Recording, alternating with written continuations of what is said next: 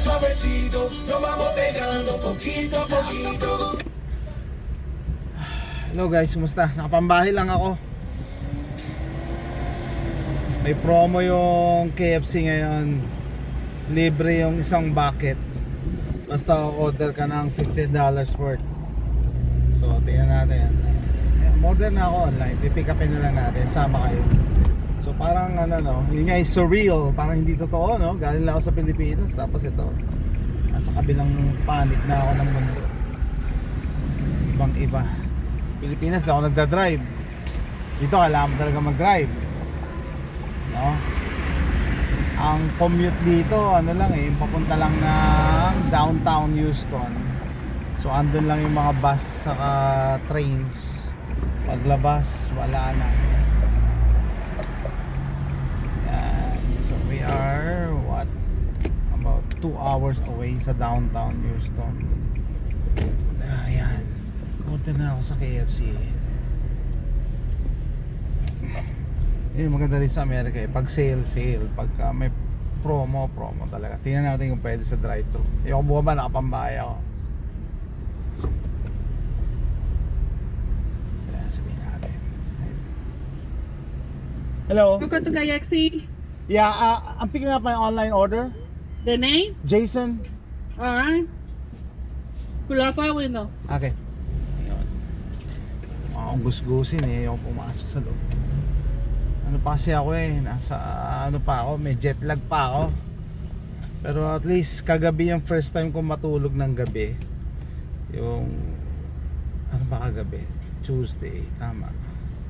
First time ko matulog ng gabi. Monday, hindi ako nakatulog magdamag eh. Gising ako. Tapos ngayon, I'm trying to stay awake. Dapat di ako matulog ngayong araw para matulog ako mamayang gabi. Ang sekreto, kahapon nagmow ako ng lawn, nagputol ako ng grass. Sobrang taas na ng grass namin.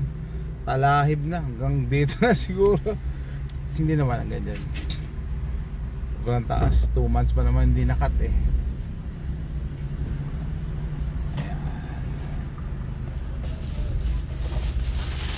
Thank you. Thank you. So ito yung free, ito yung binili ko. Yan tayo. Ayos, totoo nga, libre yung isang bucket.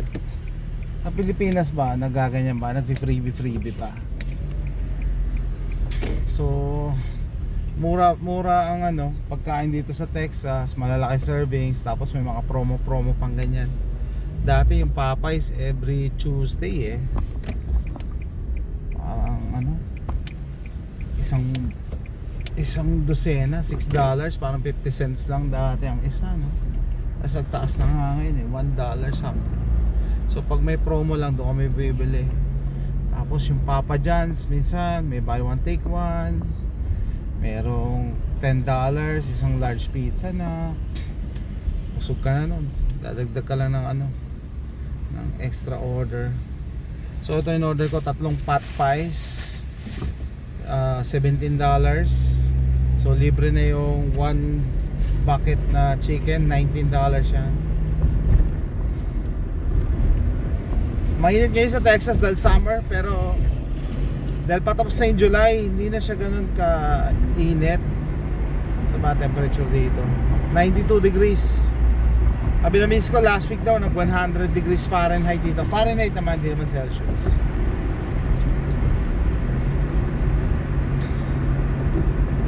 Hindi ako nag-aircon kasi kanina pinalabas ko yung init. Bilad to. Tapos nag-aircon lang ako to. Kailangan. Tolerable naman. In fairness. As compared sa Manila, talagang papawisan ka. Dito dry heat. Nakasiwa talaga ako. By the way, nagpagupit ako bago kami bumiyahe ni AJ. 120 pesos. 120 pesos gupit. Dahil nandito kami sa Amerika, hindi na naman ako kapagupit. Ako lang nagugupit sarili ko, tsaka yung misis ko bandang likod. Hindi ko kayang tirahin yung likod eh, siya na. Tapos si AJ ako nagugupit sa kanya. Ay, ilang taon yun, no? Ay, hindi ko pala na-upload yung first time ni AJ magpagupit. Sara na nga natin para makapagsalita ako.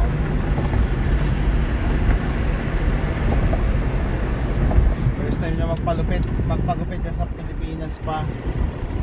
May nahanap kami, naglakad-lakad kami niya sa Mandaluyong. 100 pesos. Sabi ni AJ, hindi raw siya komportable. Sanay daw siya, ako nagugupit sa kanya. Nakatawa naman si AJ. Sanay sa daddy. Wala siyang tiwala pagka yung scissors na yung ginagamit. Scissors na ginagamit. By the way, na-mention ko si AJ, may lagnat the night bago kami bumiyahe. So, may dala lang akong paracetamol, pinapainom ko lang siya every 4 hours sa biyahe sa aeroplano. Sa Amerika, walang paracetamol.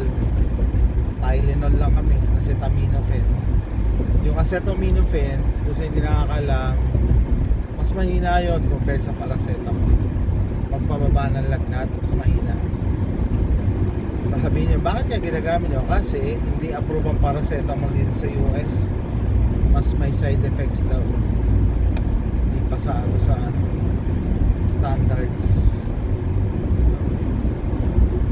Kaya mahigpit ng standards dito. For some reason, parang wala akong nakikita ang bechin pala dito. Pilipinas, lakas mong bechin tawag dito. Nag-ano na ako, nagbukas na ako ng maleta ko kahapon. Upload ko ngayon. Na-upload ko na pala. Ipo-post ko na ngayon yung video, yung mga pasalubong na dala ko, yung mga regalo sa akin. And then, yung kay 4 Boys Custom, gagawa ko ng sariling video. Kasi gusto ko matest. Tinanong niya ako kung anong baril daw gusto ko. Kasi gagawin niya ako ng holster. Actually, ginawa niya na ako ng holster. Sabi ko, Glock 19 clone.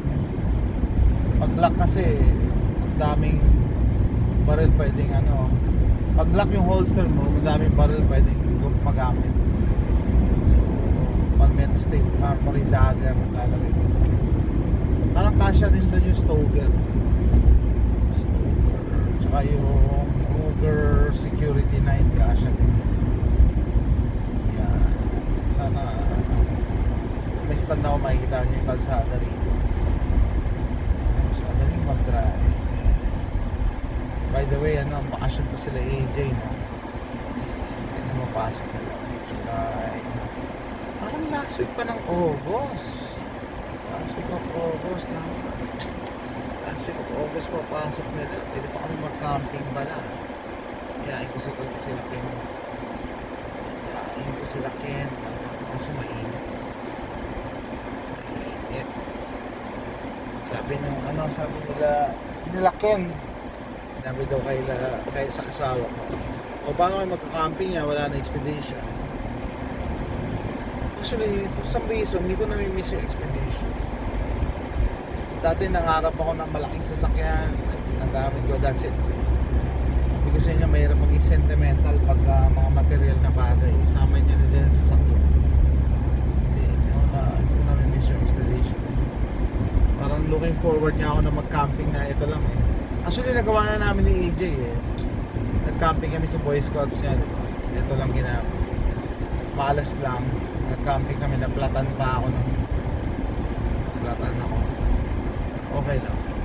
Ganun talaga Kaya dapat palagi kang may dalang tire inflator May dala ako tire inflator, may dala ako battery pack pang jump start pa. Siyempre mga tools pantanggal ng tire. Minsan meron ka tire inflator, di mo naman matanggal yung nuts and bolts yung nuts wheel nut. Yan nangyari sa akin sa expedition. Pero buti may tire inflator. Anyway, may speed ko ngayon dito. Matakbo ko ng 70 kilometers per hour. Sa 50 na ako, yan, mag-80. Ano lang to dito lang sa may hindi pa to high highway eh. Main road lang papunta sa neighborhood namin. Bilis na rin. Alala ko, pupunta ako ng ng Quiapo, ng Moraita. Tataka ako ba't di na-aksidente yung jeep eh. Wala kasakay yun. Bara-bara mag-drive. Sumisingit. Kahit masikip na. Sabi ng kaibigan ko si Arnie, paano sila iniiwasan? Tataka talaga ako. May linya yung kalsada pero walang sumusunod sa linya. Dito dapat nasa line ka. Kasi pag na-aksidente, yari ka. They will sue you. Titimada ka nila. No? Malupit dyan, maliban sa paayos ng kotse, sue you for emotional damages. Yari ka. Hindi mo alam kung magkano yun. O, sabihin nila, may masakit sa leeg nila kahit wala. Yari ka. Kaya ingat na ingat yung mga tao dito kasi takot sa lawsuit. Takot madimanda.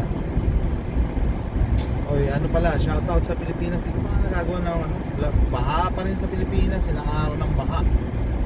May nakita akong article kanina, bakit daw binabaha yung isang parte dyan sa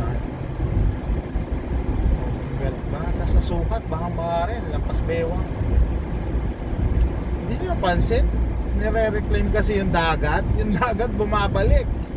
Imagine mo, pag tinabunan mo yung dagat, yung water, it has to go somewhere. Kailangan pumunta yan. May pupuntahan talaga yan. Hindi yan pwedeng nabawasan mo yung dagat. Walang pupuntahan. May pupuntahan. So, nire-reclaim natin yung dagat. Tapos yung China, nire-reclaim din yung dagat. So, syempre, saan pupunta yung dagat? Kailangan pumunta yan somewhere. Yan, pumapasok na sa land. Bumababa tuloy yung lupa. Isa dapat consideration sa Pilipinas pag magkakaiteraan kung binaba o hindi. Surprisingly, Marikina binaha na naman. Nataka talaga ako, ba't ang kapit tumitir hindi umaalis dyan? Sabi ng ate ko, ay kasi maganda pa mamalakad sa Marikina eh. Kahit gano'ng kaganda pa mamalakad dyan, isang beses ka lang mabaha, patay ka, why take the risk? Kaya susugal. No? Kahit gano'ng kaganda yan, hindi ko titira dyan. Mga artista nga, di ba dyan dati nakatira? Christine Reyes. Tapos binenta, parang palugay na yung mga bahay kasi nga naundoy.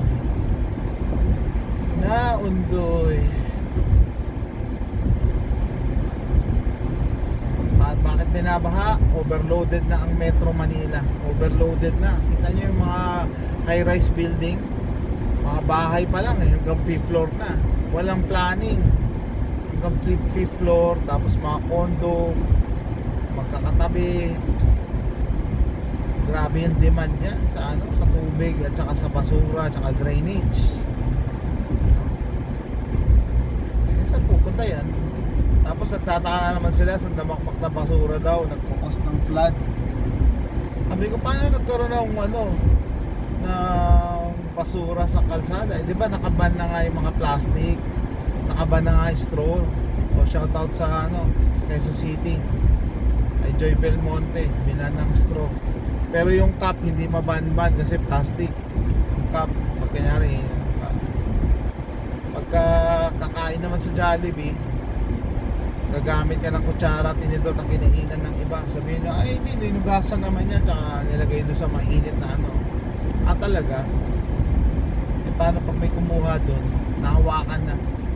Hindi pwede, kaya hindi pwede guys na naniniwala kayo sa climate change, tapos naniniwala ka rin kayo ng COVID sabay. Hindi pwede eh. Imaginein mo yung magkakasama yung mga kutsara at tinidor doon. Pag may kumuha ng isa, na contaminated yung kamay, galing sa labas, contaminated. Hindi contaminated na yun lahat. Yung handle na na-expose Sabi mo, hindi, yung kakainan naman, gumagapang kaya ang germs. Sabi mo, yung kakainan yung nakababa, nakalubog. O sige, pag angat mo, gumagapang ang germs. So kung totoo talaga yung kinatatakutan nyo, it doesn't work na naniniwala kayo sabay. Tapos yung baso sa Jollibee, mga reusable na baso, how sure are you na nahugasan na maigi? So touch yun, nalawayan yun na ibang tao. Tapos yun nga, no, yung nandun ako sa Pacific Mall yun eh, nainis ako eh. Bumili ako ng tagis 2 litrong mineral water, bottled water tawag dito. Wala pa ako sa gate ng Pacific Mall eh, butas na yung paper bag. Hindi naman talaga kaya ng paper bag yung mga mabibigat na items. Dapat ginawa lang yan optional eh. Kung sino maggusto ng ganito, kung sino magbida-bida at maniwala sa climate change, papel gamitin nyo. Kung hindi, ito plastic. Yung plastic kasi nare-recycle. Nare-recycle namin yan. Never na kami bumili ng trash bin sa mga restroom namin. Ang mga plastic bag galing Walmart ginagamit namin.